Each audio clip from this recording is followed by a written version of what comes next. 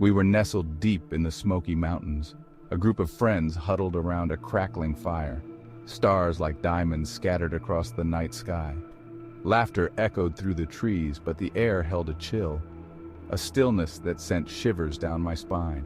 The fire crackled again, spitting sparks into the night. One by one, the others drifted off to their tents, leaving me alone with the shadows and the silence.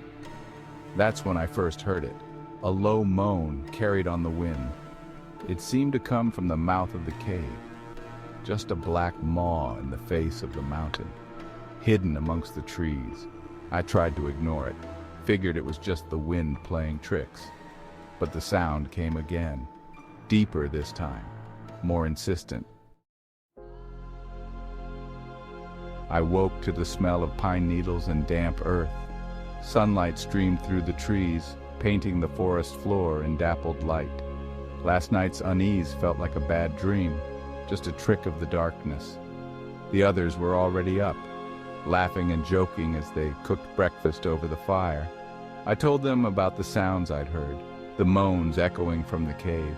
They laughed it off, said I had an overactive imagination. But as the day wore on, the memory of that sound lingered. It gnawed at the edges of my thoughts, the way it had sent shivers down my spine, the way it seemed to call out from the darkness. By nightfall, I couldn't shake the feeling that something wasn't right. We were all gathered around the fire again, the flames casting dancing shadows on our faces. I could tell the others were feeling it too, the same unease that had settled over me. The silence felt heavier tonight, expectant. Then it started again, faint at first, a whisper carried on the wind. But it grew steadily louder, the moans turning into groans, the groans into guttural cries. There was no denying it now, something was in that cave. We grabbed our flashlights, fear lending a strange urgency to our movements.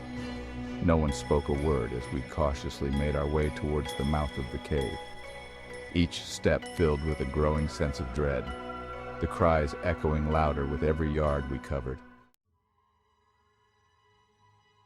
The air inside the cave was thick and heavy. The smell of damp earth mingled with something else, something ancient and unwelcoming. Our flashlights cut through the darkness, revealing walls slick with moisture. The air was alive with the sound of dripping water. And those cries. We moved deeper into the cave, our flashlights dancing across the wall, searching for the source of the sound. The cries seemed to be coming from everywhere at once, echoing off the damp rock. It was impossible to tell how far in they went. We rounded a bend, and the passage opened into a large cavern. The air hung heavy and still. The cries abruptly stopped. An unsettling silence descended. Our flashlights scanned the cavern, revealing nothing but empty darkness.